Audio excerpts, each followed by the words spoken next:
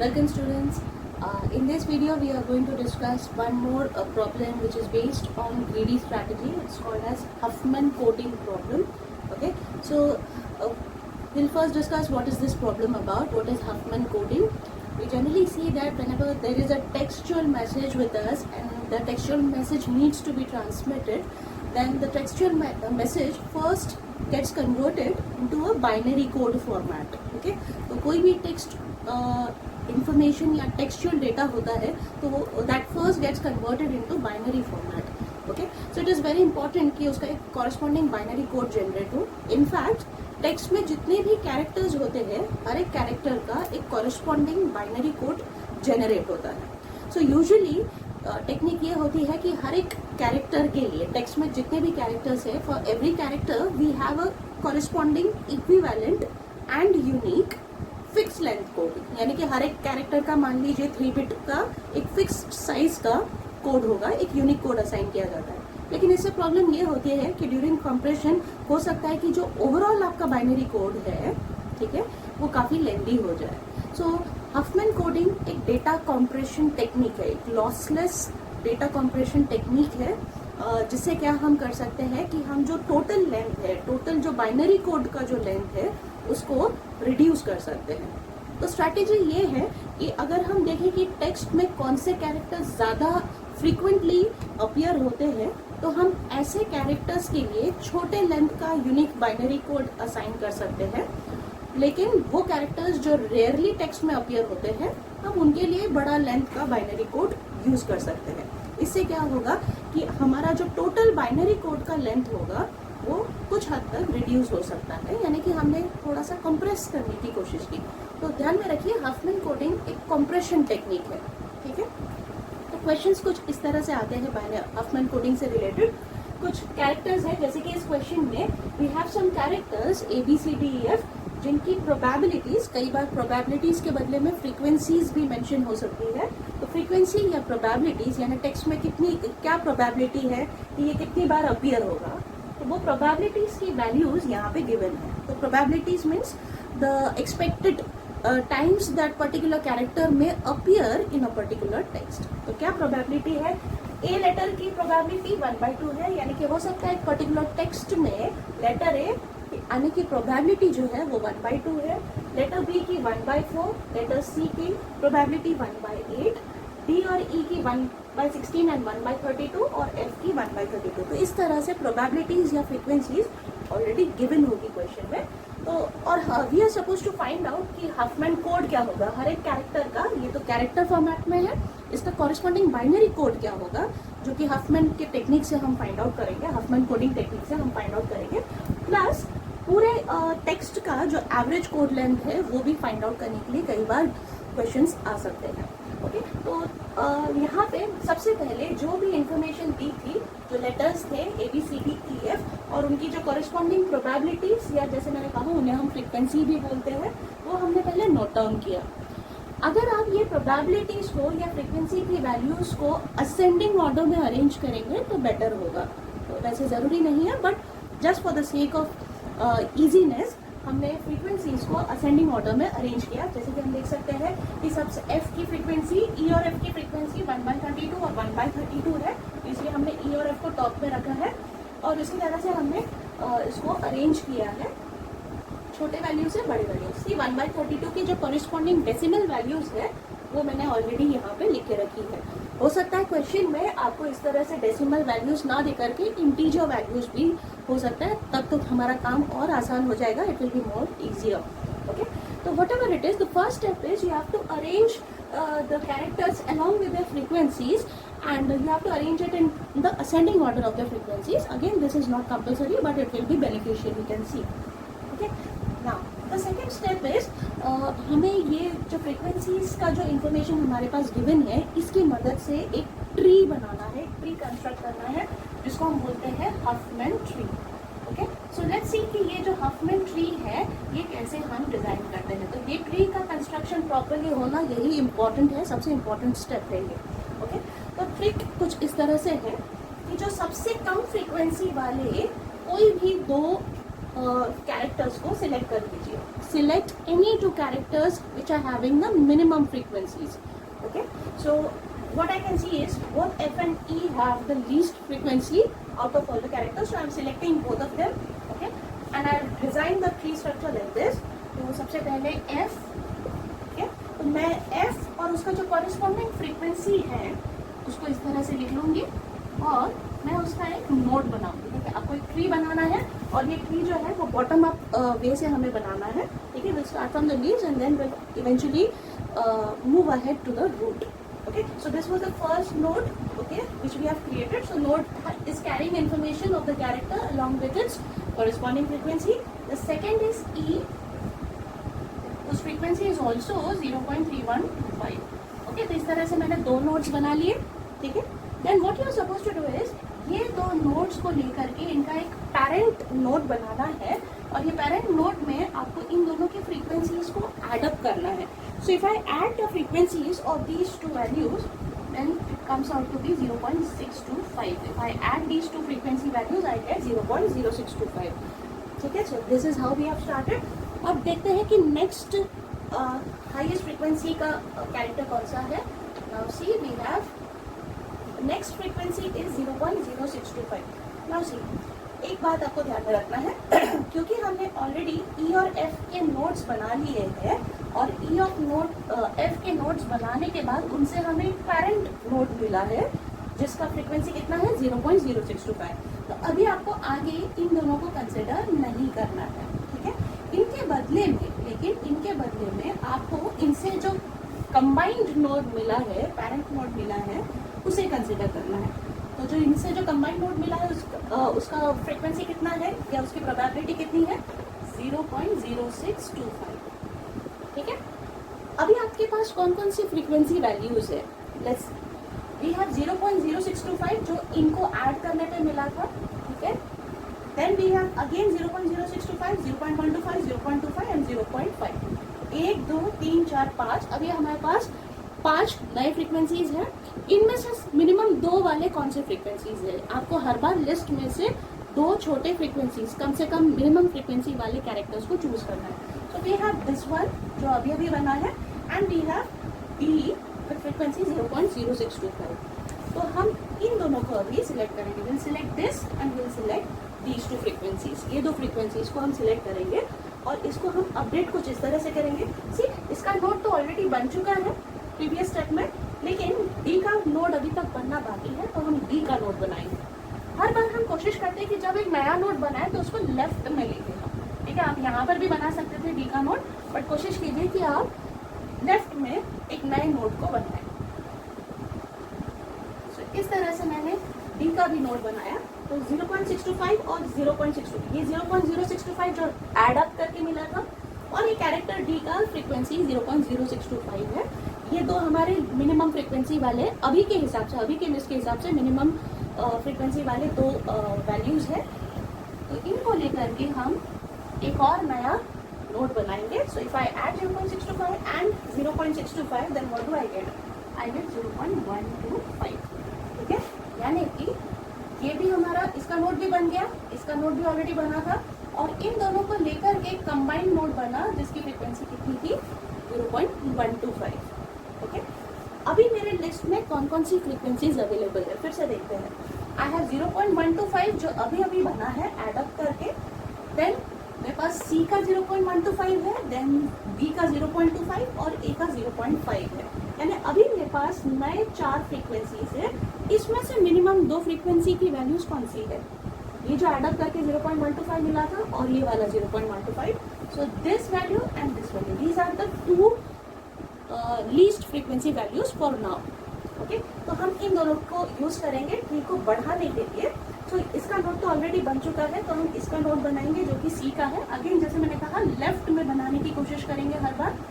ठीक है, तो 0.125 का ऑलरेडी बना था और ये सी का 0.125 फ्रीक्वेंसी को लेकर के हम फिर से कंबाइंड नोड बनाएंगे जिसकी फ्रीक्वेंसी क्या हो जाएगी 0.25. ओके, तो ये 0.125 और ये वाला 0.125 को लेकर के हमने फिर से कंबाइंड बनाया. ठीक है, इसको और इसको लेकर के कंबाइंड नोड बनाया जिसकी फ्रीक्वेंसी क्या थी 0.25.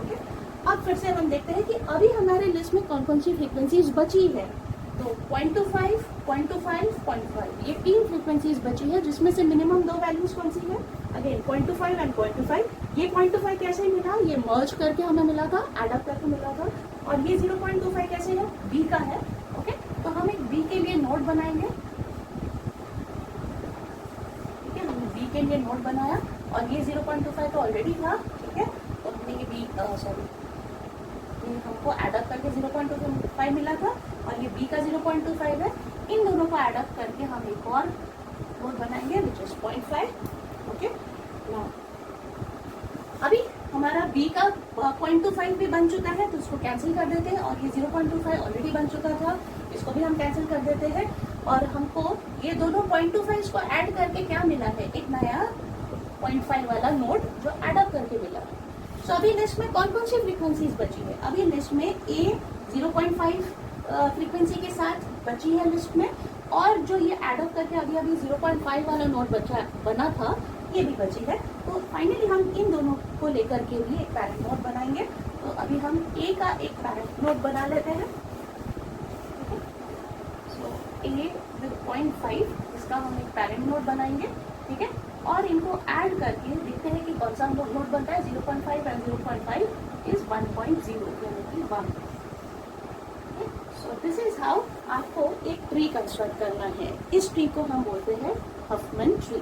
ओके, सो हर बार आपने देखा है कि ये हफमैन ट्री हमने तो बॉटम अप अप्रोच से बनाया है, और हर बार हमने लिस्ट में से जो मिनिमम 2 नोड्स है, कम फ्रीक्वेंसी वाले 2 नोड्स है, ऐसे नोड्स को लेकर के हमने उनकी नोड्स क्रिएट कर लिए, और ये जो हमने 2 नोड्स को सिलेक्ट किए उनकी फ्रीक्वेंसीज को एड अप करके उनका एक नया पैरेंट नोड बनाया। अब जिनके नोड्स ऑलरेडी बन चुके हैं उनको आगे आपको यूज नहीं करना है, लेकिन उनके पैरेंट नोड को आप अभी नई लिस्ट में कंसिडर कर सकते हैं। तो ये प्रोसेस आपको रिपीटेडली करना है। आप हमेशा ध्यान में रखेंगे कि आपका जो रूट नोड होगा, हफमैन ट्री का जो रूट नोड होगा, उसमें जो वैल्यू है ये करेक्ट होनी चाहिए। जैसे कि यहाँ पे 1 आया, अगर आप ये सारे वैल्यूज को ऐड करते हो, ठीक है, you add all this value, you will see कि इनका दिस टोटल कितना आएगा, 1 आएगा। सो ये और ये सेम होना जरूरी है। अगर ऐसा हो रहा है दैट मीन्स आपने हफमैन ट्री करेक्टली बनाया है। अगर इसका टोटल और ये आपको इसके रूट की वैल्यू आपको डिफरेंट मिलती है, दैट मीन्स आपका ट्री कहीं ना कहीं गलत हुआ है, तो आप उसको रीचेक कर सकते हैं। ओके, एक बार आपका हफमैन ट्री बन गया, अभी हम कुछ कोड्स असाइन करेंगे। देखिए बाइनरी नंबर्स तो 2 ही होते हैं, 0 और 1। इस ट्री में हम क्या करेंगे, जितने भी लेफ्ट चाइल्ड है, लेफ्ट ब्रांच है, उसको हम कोड 1 असाइन करेंगे, राइट ब्रांच को कोड 1 असाइन करेंगे। ठीक है, हर लेफ्ट ब्रांच को 0, right branch 1, left branch 0, right branch 1, left branch 0, right branch 1, left branch 0, right branch 1। इस तरह से हम क्या करेंगे, हर एक ब्रांच को, लेफ्ट ब्रांच को 0 और राइट ब्रांच को 1 असाइन करेंगे। ये हमारा तीसरा स्टेप हुआ। तो सेकंड स्टेप में हमने हफमैन ट्री बनाया था, तीसरे स्टेप में हमने हर लेफ्ट ब्रांच को 0 और राइट ब्रांच को 1 असाइन किया। अब इससे हमें बाइनरी कोड्स कुछ इस तरह से मिलेंगे। सो लेट्स सी दैट किस तरह से हमको बाइनरी कोड्स मिलेंगे। सी एग्जाम में कई बार पूछते हैं कि सारे कैरेक्टर्स जो है ABCDEF, इनका corresponding binary code Huffman code क्या होगा, हफमैन बाइनरी कोड क्या होगा, ये फाइंड आउट कीजिए। तो अभी हम बना लेते हैं हफमैन बाइनरी कोड। देखिए ए का हमको मान लीजिए हफमैन कोड निकालना है, तो मैंने यहाँ एक कॉलम बनाया जहाँ पे मैं हफमैन कोड लिखने वाली हूँ। ए का कॉरेस्पॉन्डिंग हफमैन कोड कैसे होगा, आपको रूट से ए तक पहुँचना है, और रूट से ए वाले नोड तक पहुँचते पहुँचते आपने कौन कौन से बाइनरी डिजिट्स को ट्रैवर्स किया है वो आपको रीड करना है। अगर ये मेरा रूट नोड है, यहाँ से ए तक पहुँचते पहुँचते आपने कौन से बाइनरी कोड को रीड किया, 0। दैट मीन्स ए का हफमैन कोड क्या हुआ, 0 कोड। ओके, देखते बी का हफमैन कोड क्या है। ठीक है, यहाँ पे है हमारा बी वाला नोड। आपको रूट से नोड बी तक पहुँचना है, रीच करना है, और रूट से बी तक रीच करते करते आपने कौन से बाइनरी कोड्स को रीड किया है या ट्रैवर्स किया है वो हम देखेंगे। तो अगर मुझे रूट से बी जाना है तो मुझे कौन सा पाथ फॉलो करना होगा, दिस। तो यहाँ पे इस पाथ के हिसाब से 1 and then 0। That means B का बाइनरी कोड हुआ 1 0। ओके, वैसे ही हम सी का बाइनरी कोड निकालते हैं। अभी सी का बाइनरी कोड, अगर रूट से सी तक रीच करना है तो बाइनरी कोड क्या बनता है, 1 1 0। So this is the corresponding Huffman code for C का हफमैन कोड। डी का हफमैन कोड बनाएंगे अभी। तो डी का हफमैन कोड रूट से डी तक रीच करना है 1 1 1 and 0, 1 1 1 and 0. So 1 1 1 0 is the Huffman code for D. जैसे ही E का देखते हैं तो हम ओके, अगर E का हफमैन कोड देखना है तो E का हफमैन कोड क्या होगा 1 1 1 1 1, ऑल वंस, ठीक है, सारे 1। और वैसे ही F का हफमैन कोड निकालना है तो क्या होगा, रूट से F तक रीच करेंगे हम 1 1 1 1 0, okay. So 4 1 and 0, this is the Huffman code for F, okay. तो इस तरह से हमने सारे कैरेक्टर्स के कॉरेस्पॉन्डिंग हफमैन कोड बना लिए। तो यह हमारा पहला जो पार्ट है क्वेश्चन का वो हो गया, हमने सारे कैरेक्टर्स के कॉरेस्पॉन्डिंग हफमैन कोड बना लिए हैं। अभी हमें एक और कैलकुलेशन कभी कभी पूछा जाता है कि find out average code length. तो एवरेज कोड लेंथ कैसे निकालते हैं वो देख लेते हैं जल्दी। पहले हम कोड लेंथ लिख लेते हैं, ठीक है। ये हमारा हफमैन कोड बना, उसका लेंथ कितना है, एफ का जो कोड है उसकी लेंथ कितनी है 5, क्योंकि इसमें 5 बिट्स है, ठीक है। यहाँ पर भी 5 बिट्स है, यानी इसका भी कोड लेंथ 4 है, सॉरी 5 है। यहाँ पे कोड लेंथ 4 है क्योंकि यहाँ 4 बिट्स है, यहाँ 3 बिट्स है, तो code length is 3, 2 bits, so code length is 2, 1 bit means the code length is 1, ठीक है। इसलिए हम इस तरह से हमने हर एक कैरेक्टर का इंडिविजुअल कोड लेंथ कितना है वो हमने फाइंड आउट किया। अभी हम अगर एवरेज फाइंड आउट करना है तो पहले टोटल तो फाइंड आउट करना होगा। तो सबसे पहले हम टोटल कोड लेंथ बना लेंगे, ओके। तो टोटल कोड लेंथ हम कैलकुलेट करते हैं, ठीक है। टोटल कोड लेंथ कैसे कैलकुलेट करें, अगर हम सारे इसको ऐड कर दें, ठीक है, लेकिन सीधा सीधा ऐड नहीं करना है आपको। सबसे पहले टोटल कोड लेंथ के लिए इंडिविजुअल कोड लेंथ को फ्रीक्वेंसी से मल्टीप्लाई करना जरूरी है। तो हम total code length find out करते हैं पहले। So total code length is equal to, आपको क्या करना है, हर एक कैरेक्टर का जो individual code length multiplied by its frequency, क्योंकि इतने बार उसके अपीयर होने के चांसेस है। लेटर एफ की जो लेंथ है, ठीक है, उसके बाइनरी कोड की लेंथ कितनी है 5, और वो 5 कितनी बार अपीयर हो सकता है, फ्रीक्वेंसी मीन्स अपीयरेंस, कितनी बार अपीयर हो सकता है, उसकी प्रोबेबिलिटी क्या है कि 0.3125। सो 5 इंटू 0.03125, ये तो हमने सिर्फ एफ का कर लिया, ठीक है। उसी तरह से ई का करेंगे, ई का क्या होगा 5 इंटू, अगेन ई का भी कोड लेंथ 5 है, और ई कितनी बार अपीयर हो रहा है, ई की फ्रीक्वेंसी क्या है 0.03125। ये हमने ई का लेंथ फाइंड आउट कर लिया। उसी तरह से सबका करेंगे हम, ओके। प्लस 4 इंटू 0.0625, ये किसका हुआ, ये डी का हुआ, ओके। प्लस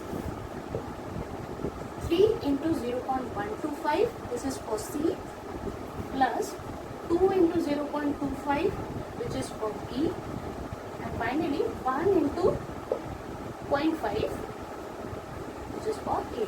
अगर हम ये सारे वैल्यूज को ऐड करें then it comes out to be 1.9375, okay. So this is the total code length, okay. So sometimes they अलग से पूछते हैं कि टोटल कोड लेंथ क्या है वो फाइंड आउट कीजिए। तो इस तरह से याद रखिए टोटल कोड लेंथ कैसे करना है। इंडिविजुअल कोड लेंथ तो आपको पता चल गया कि कितने कितने बिट्स है हर बाइनरी कोड में, वो आपने लिख लिया। मल्टीप्लाइड बाय फ्रीक्वेंसी करना है और आपको इस तरह से total code length find out करना है। लेकिन हमको तो एवरेज कोड लेंथ पूछा गया था, तो लेट्स सी कि एवरेज कोड लेंथ कैसे फाइंड आउट करें, okay. So this is how we calculate the total code length. I hope you have written it down, okay. I show the formula for the average code length now. So average code length is equal to total code length divided by total frequency. So total code length we just got 9375, 1.9375, okay. और total frequency, अगर हम ये सारे frequency values को add up करें तो you will see कि आपको 1 मिल रहा है, ठीक है। So that means this is your average code length. तो कई बार एमसीक्यूज में, गेट क्वेश्चंस में आपको इस तरह से कैरेक्टर्स और उनकी प्रोबेबिलिटीज या फ्रीक्वेंसीज दी हुई होती है, और कभी कभी आपको पूछा जाता है कि इंडिविजुअल हफमैन कोड क्या है हर एक कैरेक्टर का। तो इस तरह से ट्री बना करके आप individual Huffman code find out कर सकते हैं। इसके साथ साथ कभी कभी आपको एवरेज कोड लेंथ या टोटल कोड लेंथ क्या है वो भी कैलकुलेट करके पूछा जा सकता है।